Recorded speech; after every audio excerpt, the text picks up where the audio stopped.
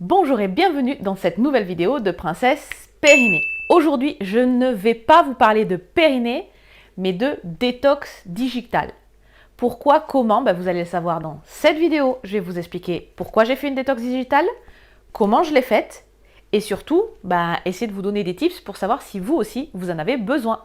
Alors, je suis sûre que vous imaginiez ma détox digitale comme ça, mais en vrai, c'était plutôt comme ça. Pourquoi j'ai fait cette détox digitale? J'étais arrivée à un point où en fait produire du contenu, puisque c'est mon métier sur les réseaux sociaux, en plus d'être kiné et ostéopathe, je crée du contenu, certes qui permet de vulgariser la santé, la médecine et plus spécifiquement ma spécialité de rééducation abdominopelvienne, mais ça, faut le faire avec une touche d'humour, une touche de sérieux. À toi.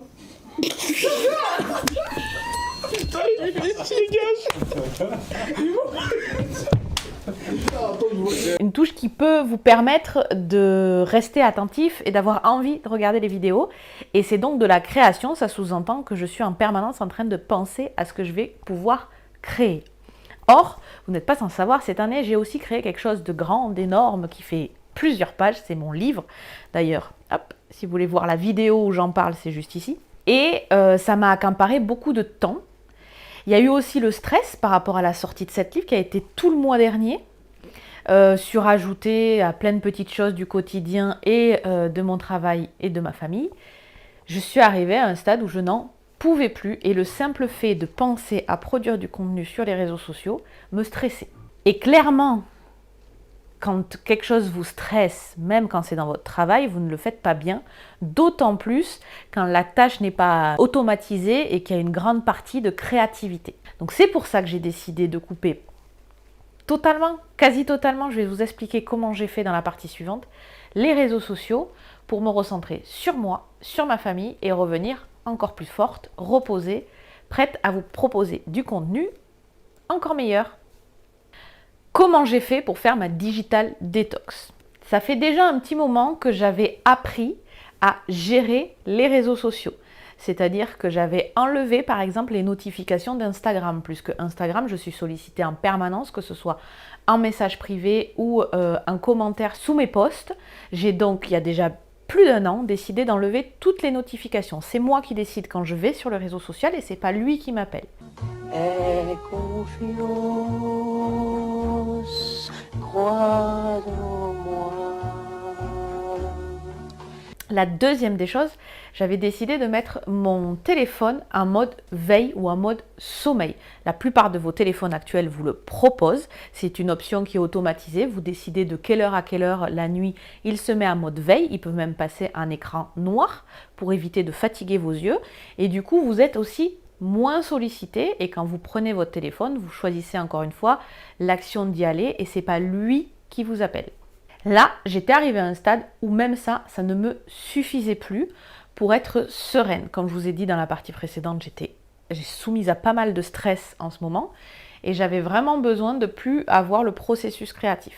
Donc j'ai décidé pendant toute une semaine de produire un minimum syndical pour Instagram, puisque Instagram, vous le savez ou pas, quand on ne lui donne pas quelque chose, quand on est créateur de contenu, en fait, il nous met au placard. Il a besoin qu'on lui donne du contenu pour nous pousser et pour nous montrer toujours plus. Qu'on le veuille ou non, en fait, Instagram, en tant que créateur de contenu, nous pousse à ça.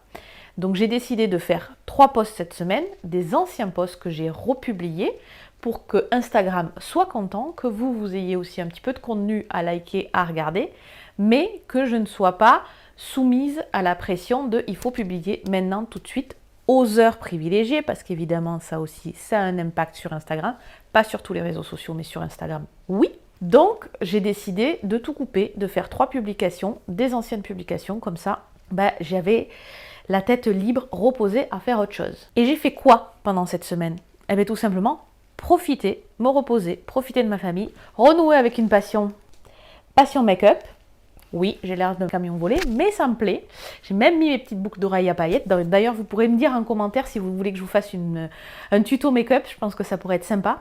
Dans cette partie, je vais essayer de vous accompagner pour savoir si vous avez besoin, oui ou non, d'une détox digitale. Déjà, est-ce que vous avez tout le temps besoin de regarder votre téléphone, de l'avoir en main, de vérifier si on vous a envoyé un message. Est-ce que vous avez l'impression qu'il vibre alors qu'il n'a pas vibré? Est-ce que vous avez l'impression que son téléphone, vous êtes perdu? Numéro 2, est-ce que vous dormez bien? Est-ce que vous arrivez à vous endormir sans écran et avec votre téléphone loin de vous? Parce qu'effectivement, cette détox digitale, dans mon cas, c'était pour améliorer ma créativité, mais ça peut aussi avoir une influence sur votre sommeil. Je vous rappelle que le sommeil, c'est la base de tout, de la concentration.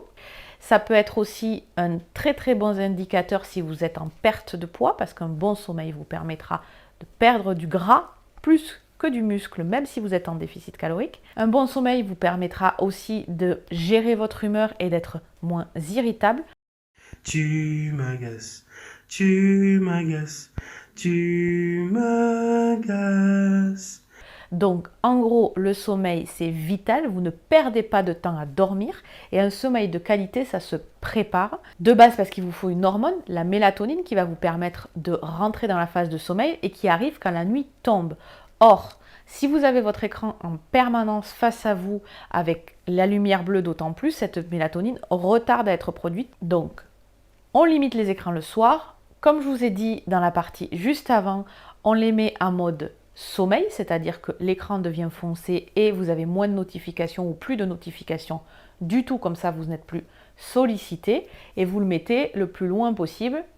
Si vous arrivez à dormir sans à côté de vous, c'est super. Moi, personnellement, je n'en suis pas encore là.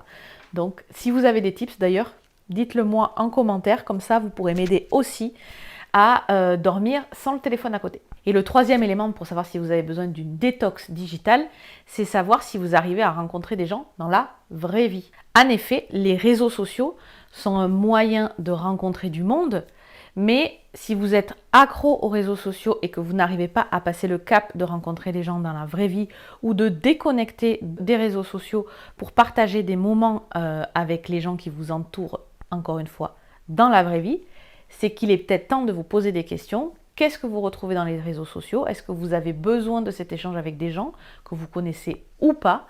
Et je vous invite, si c'est trop dur pour vous, à vous faire accompagner par des professionnels de la santé mentale qui sont là pour vous aider, qui vous donneront les bons tips adaptés le plus à vous pour relâcher cette pression du téléphone en général et des réseaux sociaux en particulier. J'espère que cette vidéo un peu différente vous aura plu. On se retrouve tous les lundis à 18 h sur YouTube pour de nouvelles vidéos qui parlent de périnée, de transverse et d'autres.